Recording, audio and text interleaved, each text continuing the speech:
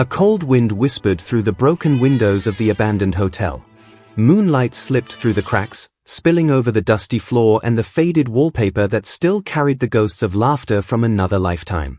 Somewhere in the silence, a faint cry echoed, a baby's cry, soft but desperate. Ethan turned sharply, his expensive shoes crunching on shattered glass. The sound didn't belong here.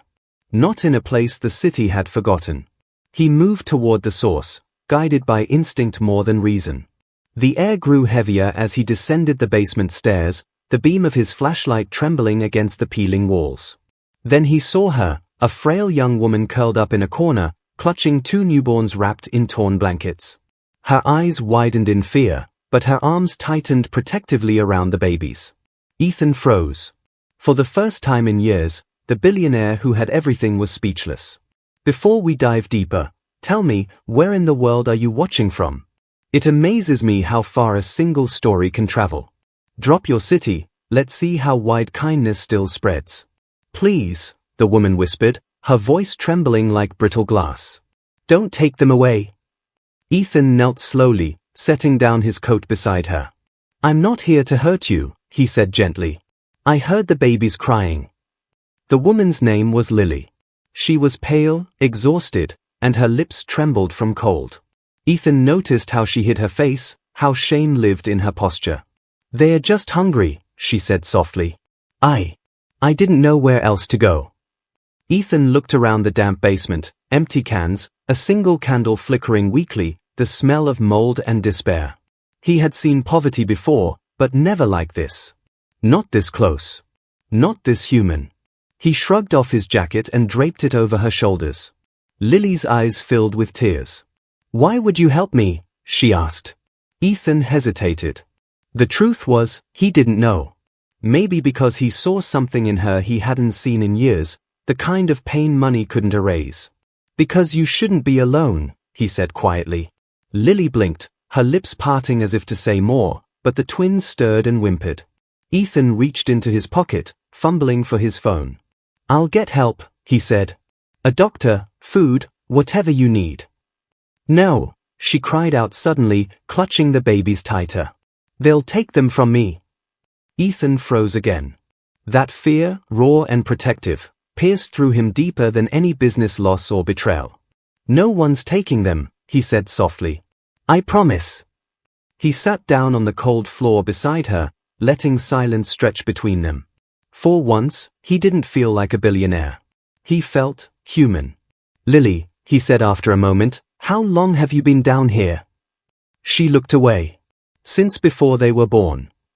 The words hung in the air like frost. Ethan's chest tightened. Before they were born, that meant months. Months of darkness, hunger, isolation. And yet, here she was, still breathing, still fighting for them. He looked at the twins again, tiny faces pressed against her chest, their breaths shallow but steady. You're strong, he murmured. Stronger than anyone I've ever met. Tears welled in her eyes. No, she said. I'm just trying to keep them alive. Ethan's mind raced. He wanted to call for help, but he saw how fragile her trust was. One wrong move and she'd vanish like a ghost. So he stayed. The night deepened, the cold biting harder. Ethan shared his coat with all three of them. He spoke softly about the stars outside, about warmth and light and safety. Slowly, Lily's trembling eased. The babies slept. And in that silent, broken place, something inside Ethan shifted, the walls around his heart cracking just enough for empathy to slip through. He glanced at her again, wondering how someone so invisible could carry so much strength. The thought haunted him. He didn't know it yet, but finding Lily wasn't a coincidence. It was the beginning of the one story that would change everything he believed about wealth, loss, and love. Morning crept into the broken hotel through narrow cracks of light, brushing the dust into gold. Ethan had barely slept. He watched Lily, the twins nestled close, their tiny chests rising and falling in rhythm, fragile proof that life refused to surrender. His phone buzzed in his pocket again, dozens of missed calls from his assistant, messages from investors, meeting reminders. A normal day in his empire. But none of that mattered now. Here, surrounded by crumbling walls and soft infant breaths, his billion-dollar world felt meaningless. Lily stirred. Her eyes blinked open, red and heavy with exhaustion. "You stayed," she murmured, almost in disbelief. Ethan smiled faintly. "I said I would." He handed her a bottle of water from his car, a small loaf of bread he'd found in the glove compartment. She accepted them slowly, as if afraid they might disappear. "You don't have to do this," she whispered. "People don't stay." "If you were there in that moment, what would you have done? Be honest, comment your answer below. And if words fail you, just hit like to prove that compassion still matters." He studied her as she ate, each bite trembling through her thin fingers. "Tell me something," he said quietly. "How did you end up here?" She hesitated. The silence that followed wasn't just hesitation, it was history too painful to open. But then, maybe it was his kindness, or her need to be heard, that loosened her guard. "I used to work at a cafe near the train station," she began, her voice almost a whisper. "That's where I met him. Michael. He came in every morning for coffee. He was different. Kind, funny. He made me feel seen." Ethan leaned forward slightly. The softness in her voice wasn't just nostalgia, it was ache. "We got married quickly. Too quickly. And when I found out I was pregnant, he was thrilled." She looked away, eyes glistening. "But then, one night, he didn't come home." Her breath caught. "A drunk driver," she said finally. "They said he died instantly." Ethan felt something tighten in his throat. He had read stories like that in the papers, tragic, short, ordinary. But seeing it in her eyes made it unbearable. Lily continued, voice quivering. "After that, everything fell apart. Rent, bills, no one would hire a pregnant widow. My landlord threw me out. I tried shelters, but they were full. So I came here. It was warm then. I thought it would just be for a few nights." Her gaze dropped to the babies. "Then they came early. I had no one. Just them." Ethan exhaled, long and heavy. His empire had been built on numbers, profits, losses, percentages, but none of it felt as real as this woman who had fought through darkness just to keep two tiny lives breathing. He thought of his own father, who had raised him alone after his mother's passing. "You remind me of someone," he said softly. "Someone who never gave up either." Lily glanced at him, unsure how to respond. Gratitude shimmered behind her tears. "I didn't have a choice," she said. "They're all I have." "Not anymore," Ethan said. She frowned, confused. "What do you mean?" "I mean, you don't have to hide here anymore," he said. "I'll get you a place. Food. Doctors. Whatever you need. You and the twins deserve better than this." Her eyes widened. "Why would you help a stranger?" Ethan hesitated, then smiled faintly. "Because someone once helped me when no one else would." "Have you ever had someone help you when no one else would?" "Right, yes, and tell me their name. Maybe gratitude can travel further than we think." Lily looked down at her babies, then back at him. "If you really mean that, I don't even know how to thank you." "You don't have to," he said. "Just let me help." For the first time, Lily nodded, a small, trembling gesture of trust. The kind that takes all the courage a broken heart can muster. Ethan stood and offered her his hand. "Let's get you home," he said. Outside, the morning sun broke through the grey sky, spilling warmth over the crumbling building. Lily stepped into the light, clutching her babies, her hair catching the sun like hope reborn. And as Ethan led her toward his car, something inside him, something long dormant, began to wake.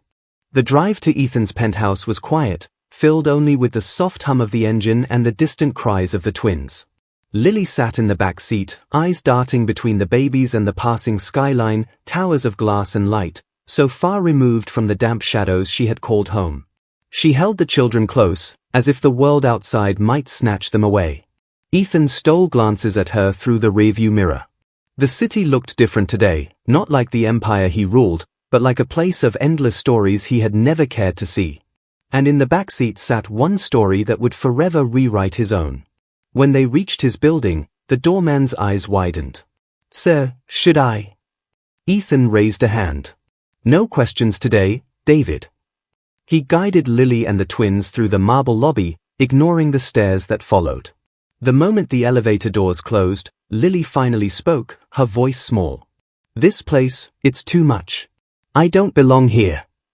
Ethan turned to her gently. You belong wherever safety lives, he said. And for now, that's here.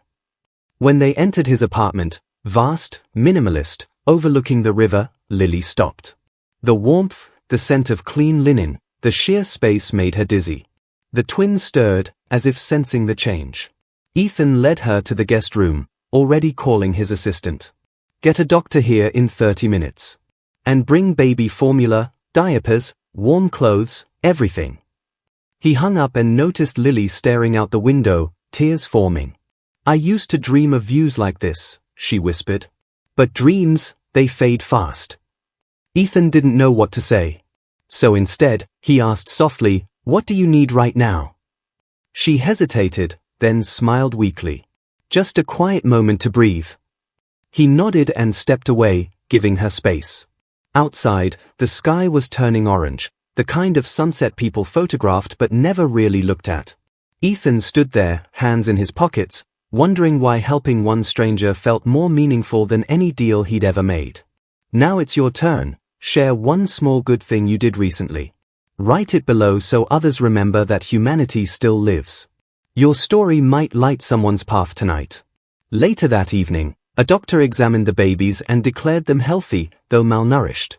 They need warmth, steady care, and a bit of hope, the doctor said with a kind smile. When she left, Ethan brought Lily a bowl of soup. She accepted it hesitantly, her hands still trembling. I don't understand you, she said. People like you, they don't help people like me. He smiled faintly. Maybe they should. She studied him for a long moment, then looked at her babies. Their names are Grace and Noah, she said softly. Michael chose them. He said Grace would remind us to stay kind, and Noah, to stay safe.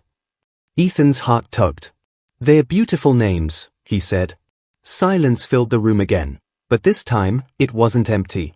It was gentle, healing. As night fell, Ethan found himself pacing the balcony, lost in thought. He had built skyscrapers, signed million-dollar deals, shaped futures, yet here he was, wondering about a woman who had nothing but still managed to hold on to love. He thought of his own mother, who had worked 2 jobs after his father's passing, her hands rough but her heart unbroken. He'd buried those memories long ago under ambition. But Lily, she'd unearthed them. Somewhere in that reflection, Ethan realized, maybe wealth wasn't meant to build walls. Maybe it was meant to build bridges. The following morning, soft sunlight poured into the room through cream-colored curtains. Lily stirred awake to the gentle cooing of Grace and Noah. For a fleeting moment, she forgot the pain, the cold nights, the hunger, the fear. The baby smiled, and she smiled back, the warmth in the room foreign but welcome. From the hallway, Ethan watched quietly, a cup of coffee in hand. He wasn't used to this, the sound of life filling his home. His mornings were usually filled with conference calls and numbers, not baby giggles and lullabies. Yet something about it softened the sharp edges of his world. He stepped in. How are they doing? Lily turned, surprised. Better, she said with a faint smile. They slept most of the night. I can't remember the last time that happened. Ethan nodded, placing the coffee down beside her. I had the guest room stocked with supplies. Diapers, bottles, everything the doctor mentioned. Lily's eyes glistened. You did all that overnight? He shrugged lightly. Money's only useful when it fixes something real. Her expression faltered, not because of his generosity, but because she wasn't used to it. People don't do things without wanting something back, she said softly. Ethan looked at her, his tone calm but firm. Then maybe I'm just trying to prove people wrong. For a moment, they just stared at each other, 2 broken souls who'd found a strange peace in shared silence. He gestured toward the balcony. Come on, you should get some air. She hesitated, then followed him outside. The morning breeze brushed through her hair, sunlight warming her tired skin. From here, the city didn't look cruel. It looked alive. Lily breathed deeply. It's beautiful up here, she said. It always was, Ethan replied quietly. I just never really looked. Her gaze softened. Maybe you just needed a reason to. That line lingered in him long after she said it. Because deep down, he knew she was right. If that moment hit you hard, leave a red heart hash. Sometimes one little symbol says what our hearts can't. As the day went on, Ethan found himself canceling meetings, ignoring calls, choosing instead to be present. He cooked for the first time in years, or at least tried to. Lily laughed quietly when he burned the eggs. You really are out of practice, she teased. He grinned. You could say that. Later, he asked her about the twins' future. I can help you get your own place. Maybe help you find work again, something stable. Her eyes filled with tears. You've done enough, Ethan. I can't let you do more. It's not charity, he said softly. It's a second chance. Everyone deserves one. She looked down at Grace, sleeping peacefully in her arms. I just want them to grow up safe, she whispered. To never know the kind of fear I've known. Ethan swallowed hard. They won't, he said. Not while I'm around. The words left his mouth before he could stop them, not as a promise, but as something deeper. Something he meant. And that night, as the city lights flickered outside, Lily finally slept without fear, and Ethan sat by the window, watching over them, wondering when he'd started caring this much. He didn't know it yet, but the hardest part was still to come. Days turned into a week, and the apartment began to feel less like a billionaire's fortress and more like a fragile home stitched together by new beginnings. Lily found small ways to give back, folding Ethan's laundry, cleaning up the kitchen, humming softly to the twins as the smell of morning coffee filled the air. Ethan didn't stop her. In truth, he liked it, the sense of life blooming where silence once lived. But even warmth can't hide the shadows forever. One evening, as rain tapped gently against the glass, Ethan returned from a late meeting to find Lily sitting on the couch, pale and shaking. Her phone, an old cracked one he'd given her, lay in her lap. He frowned. What's wrong? She hesitated before whispering, someone called. Said they knew where I was. They want money. Ethan's jaw tightened. Who? I don't know, she said, voice trembling. Maybe someone from before. When I left the shelter, a man saw me take food once, maybe he.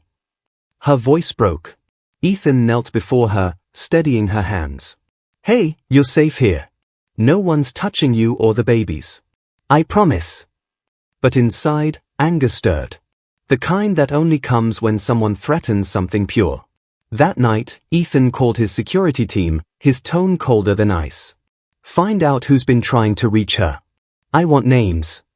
He hung up and turned back toward the nursery. The twins slept peacefully, unaware of the storm brewing just beyond their lullabies.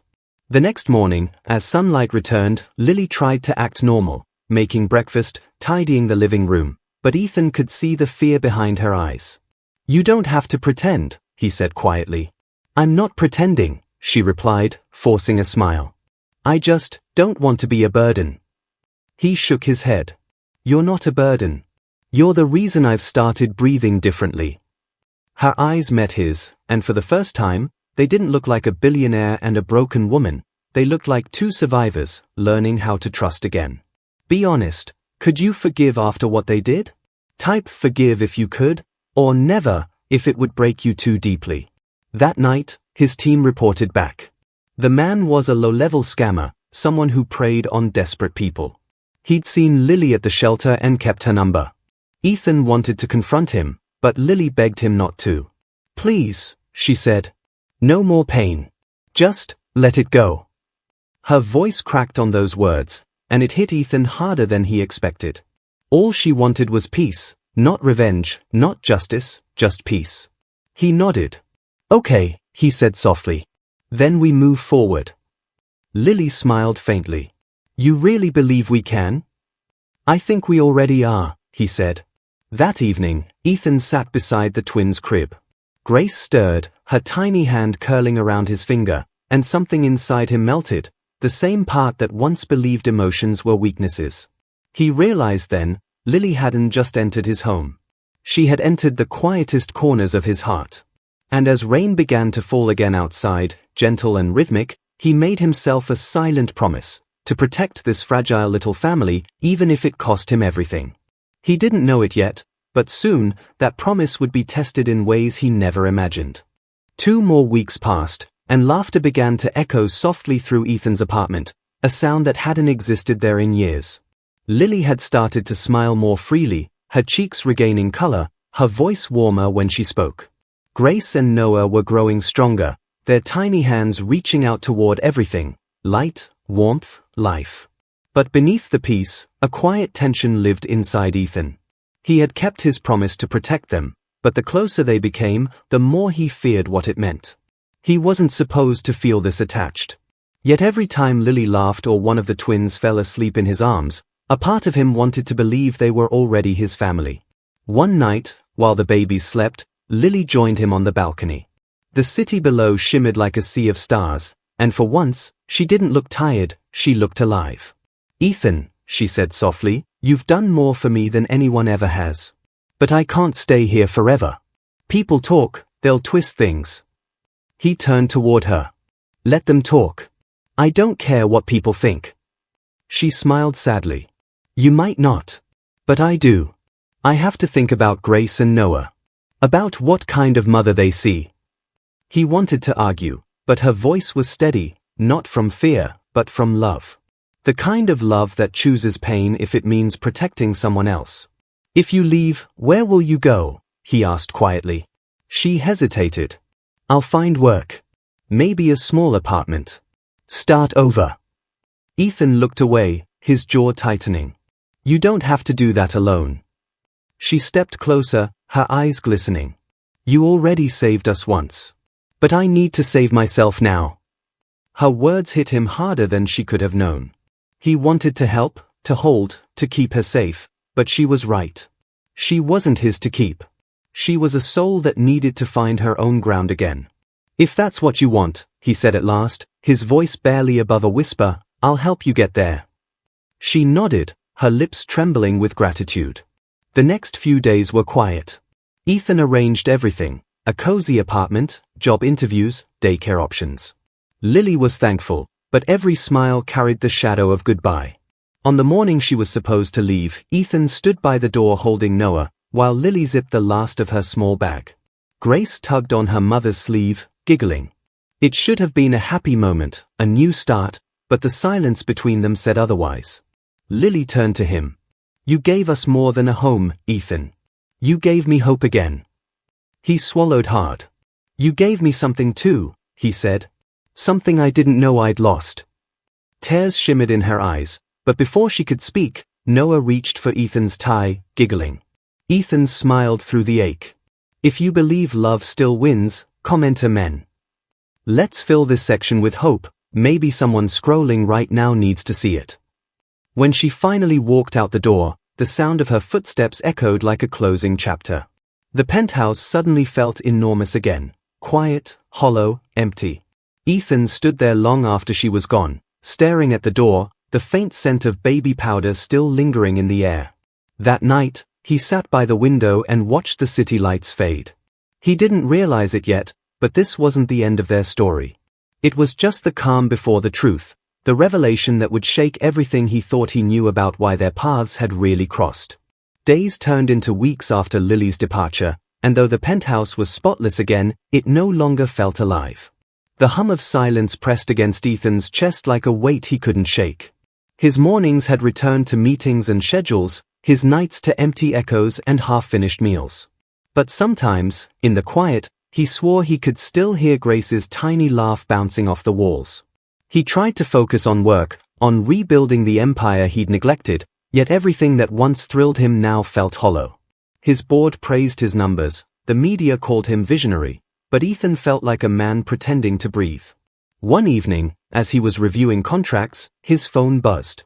A message. Unknown number. "Ethan, it's Lily. I didn't know who else to call." His pulse spiked. He stood immediately, heart pounding. "Where are you?" he typed back. Minutes crawled before the reply came. "The hospital. Grace is sick." Within an hour, Ethan was there, still in his suit, tie undone, rain clinging to his shoulders. He rushed into the pediatric ward and found Lily standing outside a small room, eyes red, hands clasped tightly. She turned as he approached. "They said it's pneumonia," she whispered, her voice trembling. "She's been struggling to breathe since last night." Ethan placed a hand on her shoulder.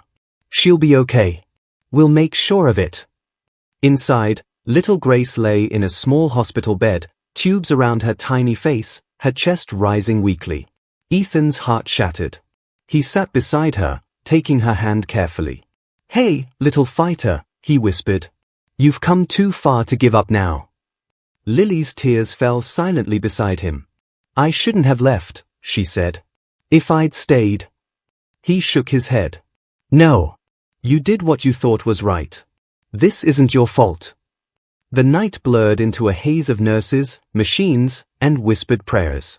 Ethan refused to leave Grace's side. Hours passed, and finally, her breathing steadied. Relief washed over them like light breaking through storm clouds. When morning came, the doctor smiled. "She's strong. She'll make it." Lily covered her mouth, sobbing into her palms. Ethan exhaled deeply, his chest trembling. She turned to him. "You didn't have to come," she said softly. He met her eyes. "Lily, you and those twins are the only real thing that's happened to me in years. I'll always come." She reached for his hand, squeezing it gently. "You've changed, Ethan. You're not the same man who walked into that basement." He smiled faintly. "Maybe you were the one who found me, not the other way around." Her lips quivered, but she smiled too. "Maybe we both saved each other." In that fragile moment, surrounded by beeping monitors and morning light, something wordless passed between them. Not romance, not obligation, but a truth deeper than either could name. If this story moved you, don't scroll past quietly. Tap like, not for me, but for the soul who carried this pain and still stayed kind. One click can be your way of saying, "I felt you." As Grace slept peacefully and Noah dozed in Lily's arms, Ethan looked at them, this small family that had somehow become his heart, and knew what he had to do next. Not out of guilt, not out of pity, but out of love. The kind that redeems. The kind that makes a man want to build a future that means something. A week later, Grace was back to her bright, curious self, tiny fingers reaching toward the sunlight that spilled through the hospital window. Lily sat by her side, humming softly, while Noah babbled on her lap. Ethan stood near the doorway, watching the scene unfold with quiet awe. Something about it felt complete, like the final page of a book he wasn't ready to close. When the doctor finally cleared Grace to go home, Lily turned to Ethan. "Home," she repeated softly, as if the word itself felt new. "But where is that now?" Ethan smiled gently. "Wherever you want it to be. But if you'd let me, I'd like to help you make one." Lily blinked back tears. "You've done enough already." He shook his head. "No, Lily. This time, it's not about saving you. It's about building something together, something real. A foundation for families like yours. Safe homes, medical care, support for mothers who've lost everything. You once told me people don't stay kind without wanting something back. Maybe this is what I want back, a world where no one has to hide in the dark just to survive." Lily's lips trembled as her eyes filled. "You do all that? For strangers?" Ethan looked at Grace, then Noah, then back at her. "For people who remind me what love really means." She covered her face, sobbing softly, not from sadness this time, but from the weight of hope returning after too long. The months that followed turned Ethan's life into something new. The Light Haven Foundation launched quietly but grew quickly, a network of shelters and care centers built under his name but born from her courage. Lily worked alongside him, helping other mothers find safety, her gentle heart guiding every decision. One afternoon, as they walked through the first completed shelter, bright, warm, filled with children's laughter, Lily stopped by a mural painted on the wall. It showed a mother holding two babies beneath a sky full of stars. Beneath it, a line was written in gold. "Sometimes the people we save are the ones who save us back."